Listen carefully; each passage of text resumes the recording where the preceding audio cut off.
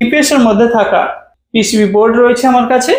এই বোর্ডের মধ্যে রয়েছে 3 প্রকার ডায়োড। এখানে রয়েছে রেকটিফায়ার ডায়োড, ডি টাইপ করা আছে, এটি হলো রেকটিফায়ার ডায়োড। এখানে একটি ডায়োড রয়েছে জেনার ডায়োড, এই যে, এবং এখানে রয়েছে এলইডি অর্থাৎ লাইট ইমিটিং ডায়োড। ডায়োডটি চেক করার জন্য মাল্টিমিটারের রোটারি সুইচকে ডায়োড মিটার সেট করব। এরপর এই যে রেকটিফায়ার ডায়োডটি রয়েছে, রেকটিফায়ার ডায়োড চেক করার জন্য যেদিকে সিলভার বর্ডার রয়েছে বর্ডারের দিকে ব্ল্যাক প্রোবটি কানেক্ট করব, আর অপোজিট দিকে রেড প্রোবটি কানেক্ট করব। আমরা একটা রিডিং দেখতে পাবো এবং প্রোব দুটিকে ঘুরিয়ে ধরি, তাহলে কোনো রিডিং আমরা পাবো না, তাহলে এই ডায়োডটি ভালো আছে। তবে এই জেনার ডায়োডটি চেক করব, একদিকে রিডিং আসবে একদিকে আসবে না।